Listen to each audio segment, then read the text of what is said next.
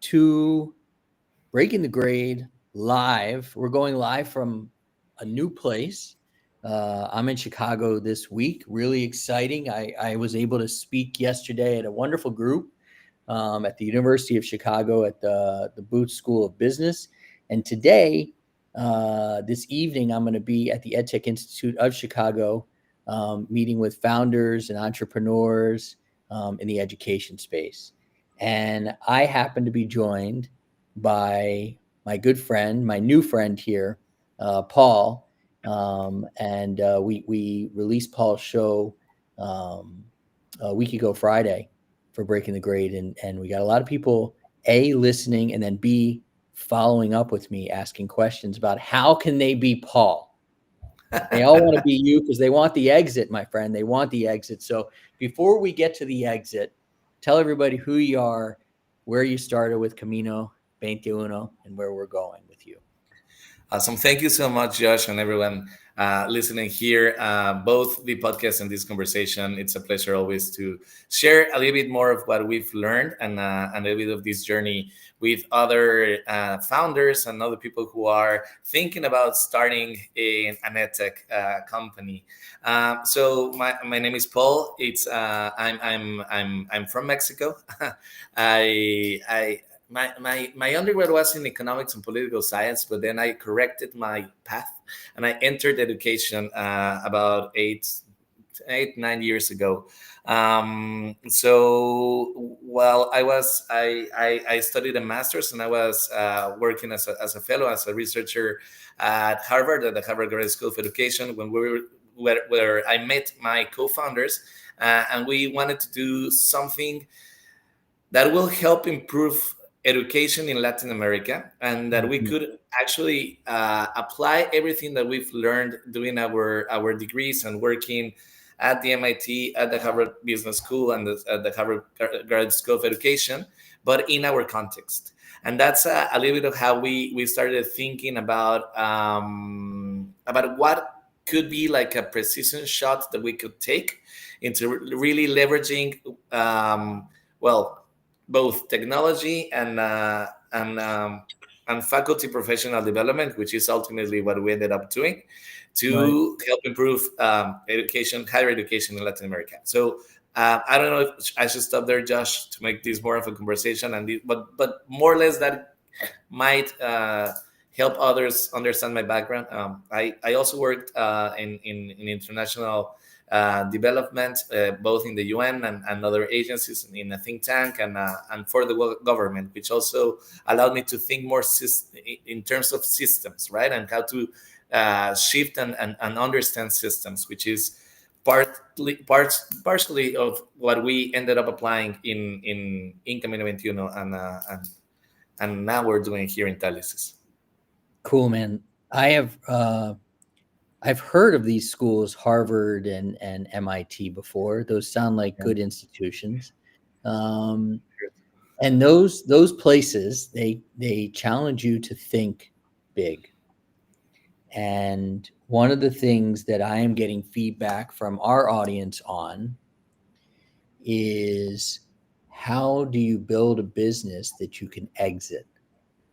And so you and I know that to exit a business, it takes a lot of bumps and bruises and a few moments of brilliance.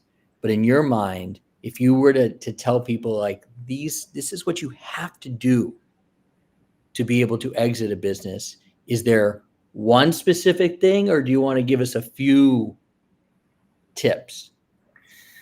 Yeah, I think it's a really hard question, but it's one question that you have to ask yourself when you're starting your business. So in order, I think that to be able to be lucky enough, to be good enough for another person or entity to want to acquire your business, to do a joint venture with you, for you to eventually have an IPO, which was not our case, but that is another way that you can always exit.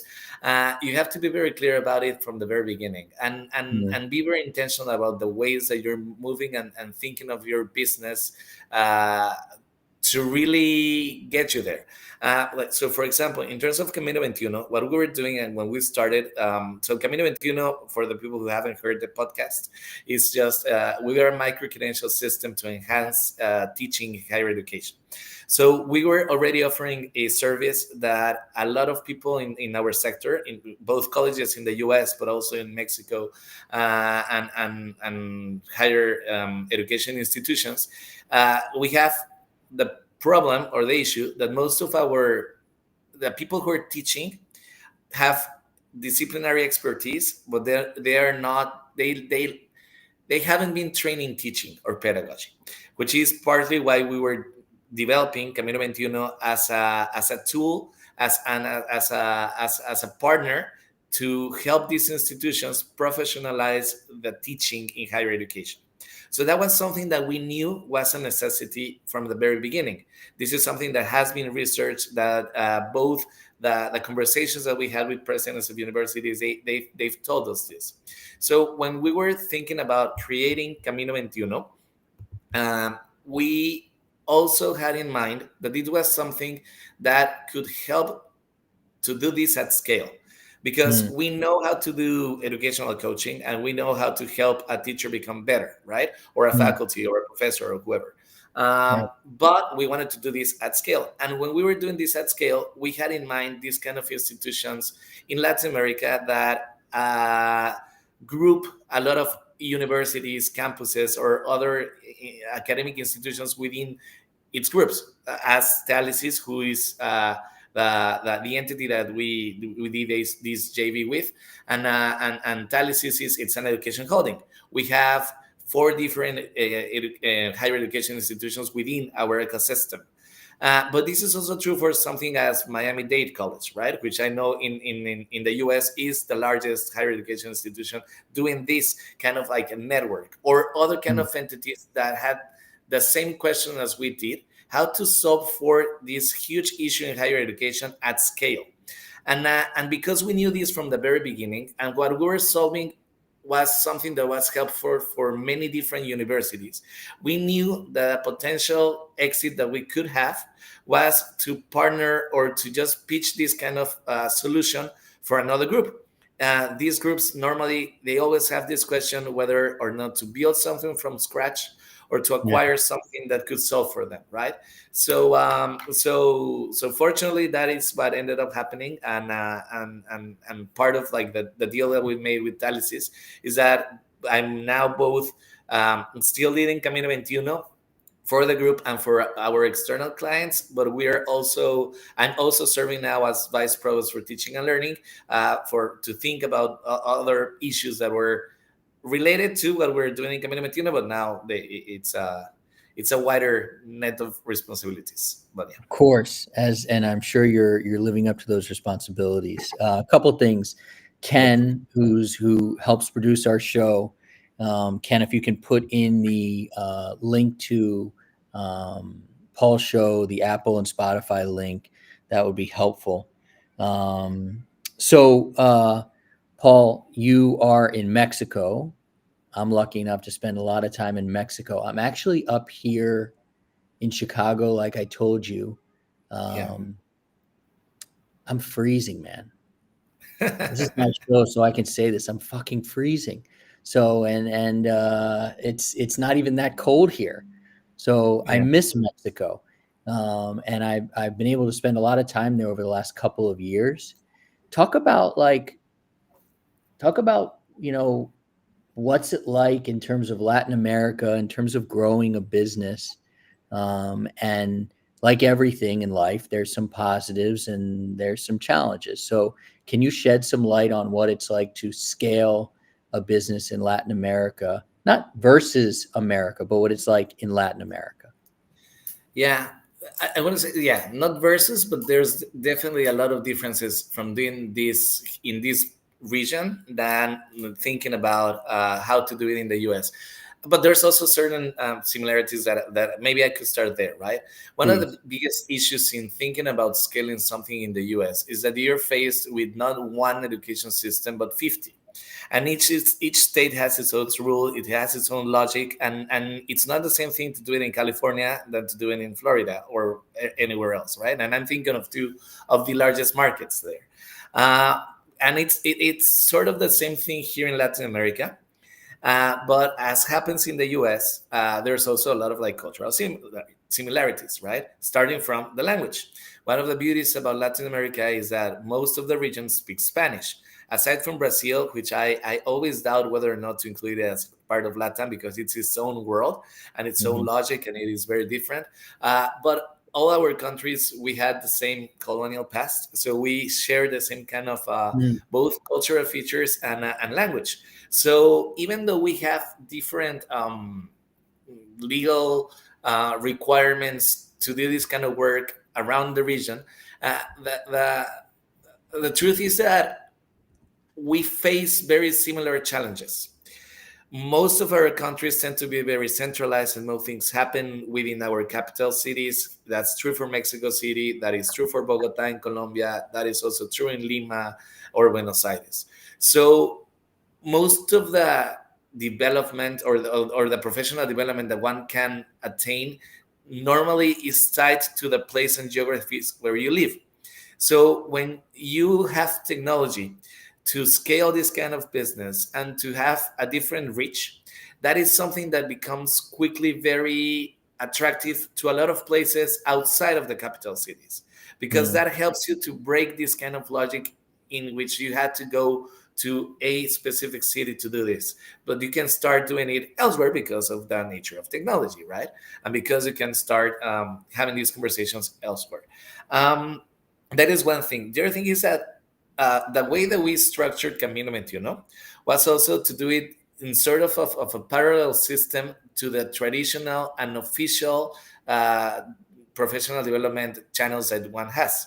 So we partner with ministries of education, but we didn't necessarily abide to what they were requiring us if we want to have like an official recognition. So it's like the way that we sort of like navigated that tension and sort of contradiction is that we were partnering with universities. Our services were offered with a university. So a program that we're running or a micro-credential offering that a university purchases from us has both the validity of Camino 21, now Talisis, but also the university that we're partnering with. And many times in this new era, it's more useful for someone who's looking for a job to have a micro credential that they can show in LinkedIn, in Instagram, in Facebook, or whatever, than to have like an official certification that is a piece of paper that has an approval, a seal of approval from a Ministry of Education. And if you can show and what happens in a micro credential that you're able to do something. So part of what we're doing is that we're building teaching portfolios for our students or professors alongside us. So that is something that is very different from having just a piece of paper that said that you went through a course that lasted for however many hours. And the other thing is that most of these official courses, they asked us to do stuff that we knew wasn't working. It was just very long, very theoretical courses to start understanding education without really understanding what is happening in the classroom, right? So that is another thing that we did, and we understood quickly from Latin America. There are a lot of constraints, but there's ways to navigate these systems, which allow you to have conversations even with the authorities. Like in Peru, we were awarded a recognition as a key player in navigating through the pandemic by the Ministry of Education without having official recognition from the Ministry of Education to do what we were doing. So that's always kind of an interesting kind of again, just paradox that you can navigate in Latin America, which I'm not quite sure you could do in the US. No. It just so happens, maybe for the first time, I believe my wife is actually listening to this. Maybe she misses me. I've been gone for a couple of days. And I'm sure she does. I don't know. She would understand this idea, having been born in Argentina and grown up in Mexico, this idea that there are constraints and there are ways to navigate. those constraints. And that happens a lot, I think, in Latin America, where there seems to be a lot of rules, but there's also ways to make your way around those rules. Without doing anything illegal, of course. I mean, Of like, and this course, is like, of this is course. within the rules of the stated system. Like that, I do want to state it because it sometimes seems that you could do Está way things. bien. But yeah, but in a way, it's more that the nature of the world that we're living in, and the nature of a globalized society, in which again LinkedIn is a better proof for you to show that you, Josh, in Chicago, or me here in Mexico, or a person in Argentina has a certain credential than actually abiding by a particular government that might Mm, have just gone through a coup d'etat. I mean, like, literally, right? These yeah, stuff happens. So what is more valuable in our kind of ecosystems in education, and that is more the kind of like dynamics that I was yeah, pointing yeah, to. But yes, understood. also understanding and navigating those wedges. I mean, like, I don't know how to say it, but like yeah, like the spaces in between those gray unregulated areas. That's what I would say, I unregulated was, areas. I was certainly not going to interrupt you. I wanted to see how you made your way around that gray area. Listen, we have people joining in from all over the world. Somebody from Australia. That's super cool. What happens a lot of time with our chat is that people are sometimes, I think, are shy to put their name and their business in the chat, but feel free to. And then I end up hearing from them after, and they end up Okay. asking questions, and then I redirect them to you. But feel free, if you're listening, to put your name, where you are in the chat, and you can certainly ask Paul questions or myself. Paul, we have talked about governments. You've talked about something very interesting you said was this colonial past. So I also want to talk about something that is tough to measure, tough to predict, which is luck. And you Yeah. mentioned luck. And what's your take on luck when it comes to building a business and being an entrepreneur on a day-to-day basis? What's your take on luck? So I think that luck is unpredictable, but you can work your way to create certain spaces that will allow you for this lucky moment to happen. Like, Mm, for example, even what ended up happening with Camino and Analysis was a little bit pushed by luck. It was the fact that I was able to speak with our CEO in a particular conference in which we just happened to be both persons there at the same time, and being able to like interact in a in the in between spaces between different conferences, right, or between mhm, different lectures. Uh, like, I would say that without that encounter, I don't know if everything else would have transpired, right? Like, but me being able to have that conversation with him was because I had already had conversations with part of his team, with the provost of the university, Alejandro. It was because I went to that place because I knew I was gonna met with other leadership from other universities and education holdings as well. It was because like I was invited there because we had published a paper which we were going to be sharing. So again, like, yes, there was that moment which without which everything else followed, but that moment was created very intentionally. I mean, I didn't know I was going to meet him in that particular way, and we were going to have the conversation that we did, right? But I mean, like, you created that space in which that was a possibility. Like, it was not just mhm, running into someone on the street, but there's a lot of work put in priorly to having that moment. With that being said, I mean, I would never say that it was a low-key moment to start Camino 21 in the midst of a pandemic, because it was definitely not something that was good. But it definitely also opened a possibility, right? And it was a break or make moment for many institutions, and for us, it opened a conversation and a Trojan horse, which allowed us to really insert ourselves in a very close ecosystem as universities and faculty tend to be. So I mean, so again, it's we started that without knowing there was going to be a pandemic, but the pandemic opened a possibility, and we were lucky enough to navigate this opportunity in a way that allowed us to scale quite quickly, quite organically, right? Yeah. So I don't know, like I would say that that's my take on what, without luck, we wouldn't have achieved what we did, but we had already put a lot of work into Yeah. making that opportunity count, right?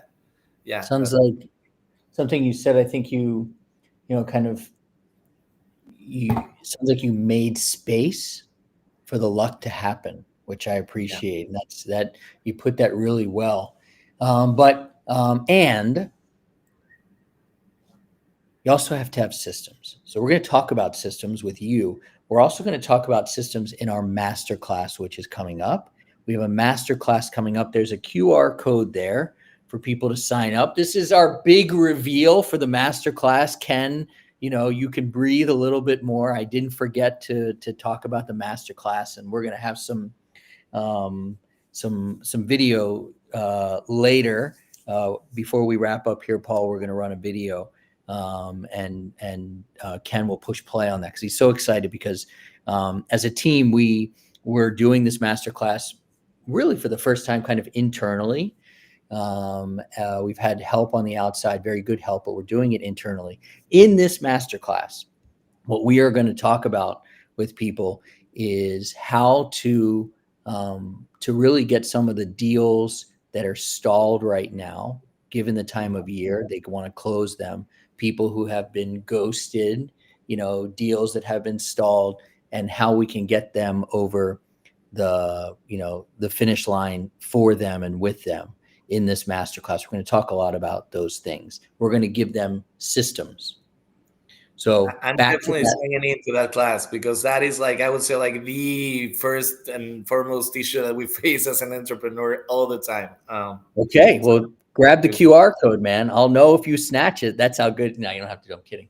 You have it for sure. but We'll I will, send it to you. but I will forget Good. later. Good. Yeah. Ken, why don't you put the link in for the masterclass into the chat? But Paul, I want to talk to you about systems. We talked about one side of the coin, which is, like you said, making space for luck to happen. Then there's the other side, which is the systems. So talk about the systems that you put into place, the systems that are necessary for scale to get to that point where you are ready for an exit. Mm. It's a very good question, and I think it could be answered at two different levels, right? Ones are the systems within your company. So I'm thinking about the culture, right? I'm thinking about how you create a commercial funnel. I'm thinking about how to think and streamline a product, right? On a launch, how to be thinking about to constantly improve whatever you've already launched. Like, those systems have to be in place, because these are things that are continue and will continue to happen even after the exit. For example, for us, right? That is something that is nonstop. You have to continue developing and improving your products. You have to continue generating leads and closing deals. You have to continue to, well, in this case, merging your previous culture to this new culture in which we are now inserted, right?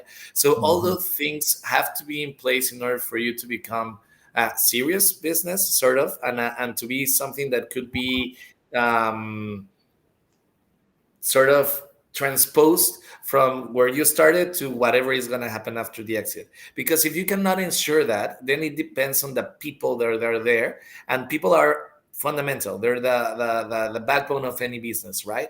But you want to be able to have certain, I don't know how to say this, like maybe institutions or institutionalized processes in place for you to be able to function even if the people change. So that is something that you have to be able to prove in order to, like, I don't know, to think at scale, and to think long term in any kind of business. Like that's like the first kind of like system that I would say. And the Okay. second one has to do with the systems which you are addressing, right? So what are the systems around higher education? Who are the key decision makers? What's your decision making unit, right, within each of these universities? How do they relate, like the higher education, with the regulators, with the people who are with the students, with other parts of the ecosystem that you're going to be tapping into and that you want to have a conversation with? So I think that that is also another part that is fundamental when you're thinking at scale. You cannot be solving for just a type of university. We have to be solving for Mhm. any type of university in my case, right?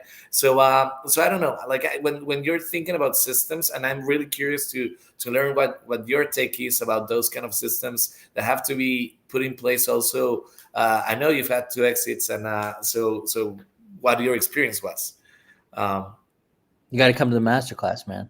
I can't give out. To Again, be already conceived. it's got the QR code. I, Yes. I can see that. That's how good my systems are. I can see that it's been snapped. I can see that people are snapping that QR code. But that's a really interesting answer. I appreciate your answer, kind of both sides of the coin there. One of the things that you said, and I do a lot of coaching of founders, especially after they go through the Ed Sales Elevation experience.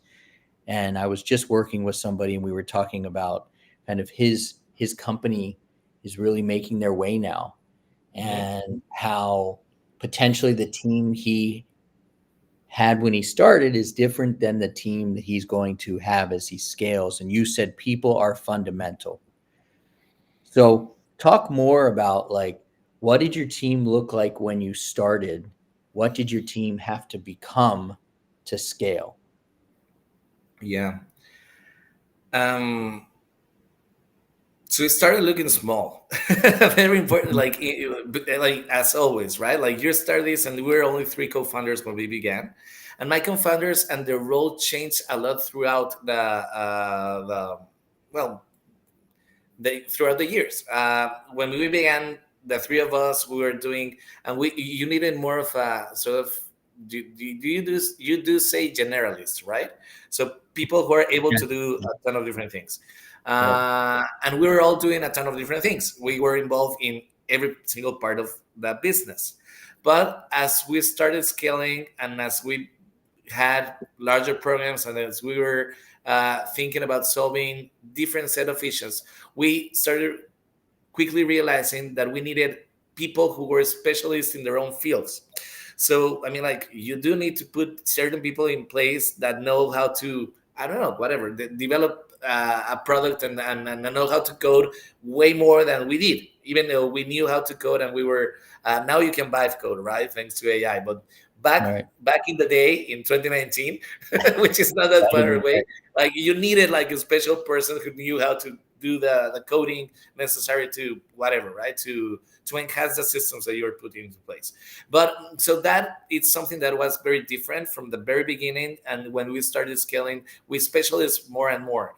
Like the role of my co-founders starting being, they were very entrenched in the business, but I mean, they were invited to do very top positions in different places. So the role became more of a strategical advisors, sort of, right? Yeah. And I became someone that was operating more. So even that relationship with your co-founders, that is Mm. something that also changed a ton, and that is something. So also something that I would recommend anyone who's listening to us and who wants to start a business.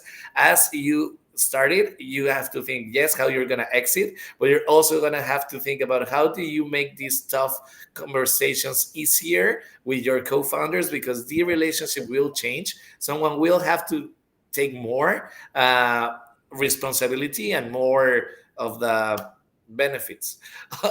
of that potential exit eventually, right? So even establishing those ground rules with which you're going to be addressing those tough points when you are um, starting and in more of a honeymoon kind of phase, it's very important, and it will be very important in order to have that exit. I mean, like, you do need their literally their signature in order for this to happen, right? So if you and they can literally like bring down a conversation of a year or months, because they are co-founders and they own stocks with the company, right? So I don't know, like those kind of like shifting relationships with your both team and founders, it's something that you really experience throughout the different phases and stages of your business. Yeah. People who have listened to this show and my podcast know this thing that I talk about, swarm soccer. So who's your favorite soccer team? Like my family, our family in San Miguel, we follow Cruz Azul. Who's your team? And if you say America, you're off the show. Worry not. No. I would say that today I define myself more of an anti-Americanista, like yeah, with the Okay, like the American team. good. And so I follow Guadalajara, the Chivas. Okay, Like yeah. cool. Our daughter loves Chivas, so cool. Just that was a good question, just to make sure that I have to, kick you off the show. Um, but we No, talked worry about not. this idea of swarm soccer. When I used to play soccer when I was much younger, my dad would talk about this idea of swarm soccer and how we all just follow the ball. You Yeah. just go wherever the ball is. And when you're on a team, when you're in a startup, you just follow the ball. You just go. You do what you have to do. But as you grow as a team, as the business grows, you got to start to get in your positions, and you have to Mhm. play your positions.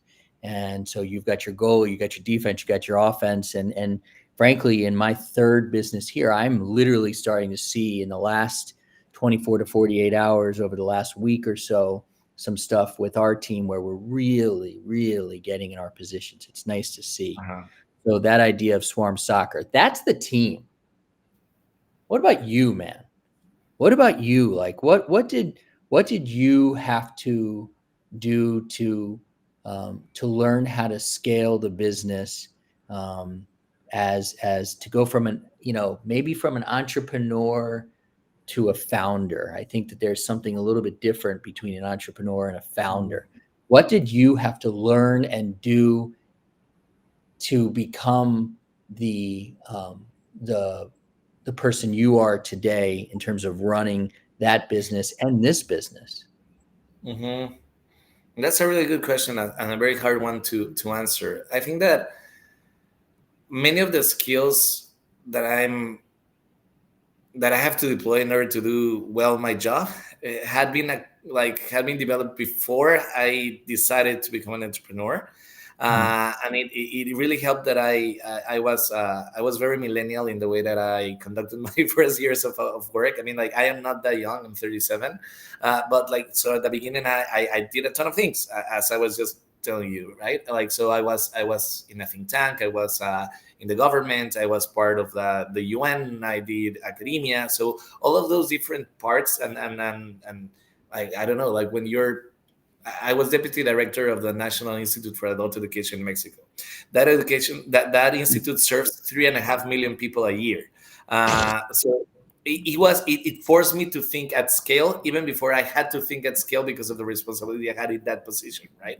And that is something that I knew how the end goal looked like and what the kind of issues that you have when you're dealing with an institution that has 115,000 people within, right? And those people are your responsibility. So when I was thinking about how to build this, I was thinking about the end goal and how that should look and what should be taken in place when you're 3 and then 10 and then 30 and now like in Talisis we're over 2,000 people in staff in order for you to set the processes that you know might create problems later on. So I mean that was something that I really had to keep in mind when I was doing this. But one thing is to keep in mind, and one thing, another completely different thing is to actually do it, right? To put the things into place. So I think that shift from becoming an entrepreneur and everything being theoretical, like yes, I was reading all the books that you've read, right? Like the Lean Startup, and we were doing the 20 steps for a successful entrepreneur, and I was reading what other people had done, and I was listening to a ton of different podcasts as your own and others, and that was really helpful. But everything was theoretical, and I didn't become a founder until I started having to create those like systems and to be putting the things into place. So I think that shift, when you start realizing that, hey, in theory this should be the work, the work that the way that things are working, but the reality is way tougher and way more complex and shifting than what the theory allows you to think, right? So being nimble, being able to adapt to changing situations, I would say that is also something that was very difficult from being an entrepreneur that have a very clear path and plan, than being a founder, which is more about solving the day-to-day issues that happen, and those are a million every single day and of very different natures, right? So I would think of myself in those two different roles and positions in that way. Yeah. Let's we're gonna wrap up here soon. Yes. You know, one of the things I've had to learn a little bit, having spent the last couple of years in Mexico, um, is you come in with this kind of American attitude of everything needs to work a certain way and everything should kind of go at the speed that I think. And you have to have a little bit of that when you're growing a business. In Mexico, for example, some of my favorite phrases, as my family knows, son las cosas de la vida, which you will explain, Yeah. poco a poco, which you will explain, and then how everything can be followed by está bien. And Okay. I think that outlook on life is really beneficial when you're also growing a business, because like you said, shit's going to happen. Yeah. So explain from the Latin American standpoint, the Mexican standpoint, phrases like son las cosas de la vida, and how that helps you get over situations that might um, get in your way as you're growing a business. Yeah. I'm guessing that's also both the beauty and the curse that we have growing up in a country that it's not like the US has no problems. And we're seeing right now that it could be a little bit more hectic. And I'm guessing this generation will be better prepared for that uncertainty than we did. But in Mexico, this uncertainty was what life was, right? So, like growing up, we had a huge devaluation of the Mexican pesos in the early 90s. Mhm. We moved away from a one-party system to a democracy that was very nascent. We have to face the fact that sadly the narcos are part of the background in everything that you do. I mean, like not literally, right? Like I'm very fortunate to have grown in Mexico City, which is always very insulated from these kinds of conversations, but these things do happen, and you are always aware of the issues that are around. So I'm guessing that just knowing that things might fail allows you to prepare for them in a way more intentional way that you think that things should and would normally under normal circumstances work, right? So even and this is something that many of the founders and people and entrepreneurs that are listening to us are aware of, but like it's not the same thing to sell a product that to get the money for that product that you've sold, right? So Mhm. like even those kind of gaps, I mean, like right now technology again, it helps to minimize those kind of circumstances, but you have to plan for, hey, what happens if a huge client does not pay you in the time and place and moment that they said they would, right? So even thinking about those kind of situations that are sadly more common in this side of the border than in the north, allows you to put into place all these other mechanisms that could um, sort of snap in the moment that you need, so you can navigate in a less, I don't know, hectic way, that the ton of shit that do happen when you have a Yeah. business, right? Yeah. Yeah, I think it's, it's one thing to have the mechanisms in place that you're talking about for sure. Yeah. There's also just the mindset, and the Mm. mindset of, and I'll tell this real quick story of um, something, we went away. I've got this beautiful Jeep Wrangler. It's a really kind of a piece of crap, but it's beautiful to me. Into 2003, and down there in Mexico, and we went away and didn't start it, and after like 3 weeks, the thing was dead, and I'm not much of a car person, so I didn't think that was going to happen. And somebody who helped me start it was just, we got it going, and, son las cosas de la vida. It means like, these are the things of our lives. Mm-hmm. And that attitude of, hey, these things happen, but I'm going to keep a smile on my face. Yeah. Is something that at least I've experienced in Mexico that helps me remember that it's going to be okay. Mm-hmm. And I think that's a really important mindset for our entrepreneurs to remember, that it's going to be okay. These things happen. They're part of your life if you're an Yeah. entrepreneur. And you have to keep your head up, and you have to keep a smile, and you have to move forward. Mm-hmm. Am I right or am I wrong? Or am I fantasizing this whole Josh, thing? You're becoming more of a Mexican than I am. What can I say? Oh, in the best sense possible. Yes. Okay. I'll take that. That's amazing. I appreciate you saying that. And no, but seriously, like that mindset of to be a successful entrepreneur, to be a successful founder, to have a successful exit, you have to keep that smile on your face and know that you will live to fight another day. So I appreciate you joining us today and being a part of this conversation. And hopefully people in the chat there will certainly listen to your show and will join us at the masterclass. And Paul, I will direct people who are going to have more questions for you directly to you. So thank you so much for taking the time to join us.